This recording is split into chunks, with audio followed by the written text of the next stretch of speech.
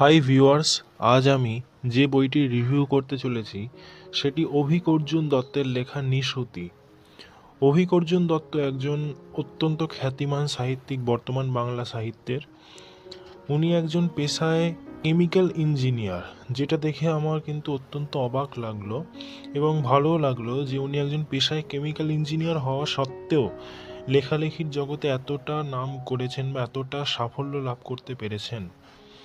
উনি কলেজ জীবন থেকে লেখালেখি শুরু করেন। জন্ম 1985 10ই অক্টোবর। এই বইটা নিয়েছিলাম কিছুটা আগ্রহের বশেই, কারণ বইটার রিভিউ যখন প্রথম খুঁজেছিলাম ইউটিউবে তখন খুব একটা রিভিউ পাইনি। দু এক জায়গায় বইটার প্রচ্ছদটা এবং কিছু দু এক পাতার বিবরণ পেয়েছিলাম। তখন প্রচ্ছদটা দেখে খুবই অবাক লেগেছিল এবং কৌতূহল হয়েছিল বইটা পড়ার জন্য, তাই বইটা নিয়ে নিয়েছি। বইটা বিশ্বাস করবেন না, এতটাই রুদ্ধশ্বাস যে আমি মাত্র দুদিনে শেষ করেছি।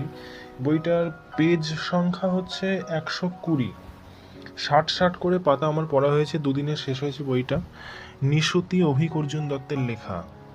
এই বইটিতে 7টি ফ্যামিলি কালিম্পংয়ে গিয়ে কীরকম ভয়ঙ্কর অভিজ্ঞতার মুখোমুখি হলো সেই নিয়েই গল্পটা। আর হ্যাঁ, এই গল্পের মধ্যে একটা খেলার কথা রয়েছে যার নাম হচ্ছে ট্রুথ অ্যান্ড ডেয়ার খেলা। এই খেলাটি কিন্তু অত্যন্ত ভয়ঙ্কর একটি খেলা। এই খেলা খেলতে গিয়েই এই সব চরিত্ররা মুখোমুখি হতে শুরু করলো একটার পর একটা ভয়ঙ্কর অপ্রিয় সত্যের। জীবনের কিছু কালো দিক থাকে যেগুলো সাধারণত প্রকাশিত না হওয়াই ভালো সর্বসমক্ষে, কিন্তু এই খেলার মাধ্যমে সেগুলো যখন একবার করে প্রকাশিত হতে থাকে তখন কিন্তু পরিস্থিতি আরও চরমে ওঠে। এখানে চরিত্র সংখ্যা অনেক হওয়ায় মাঝে মাঝে গুলিয়ে যাওয়ার সম্ভাবনা রয়েছে, কিন্তু তাতেও বেশ ঝরঝরে পড়তে লেগেছে আমার। বইটির বাইন্ডিং কোয়ালিটি খুবই ভালো।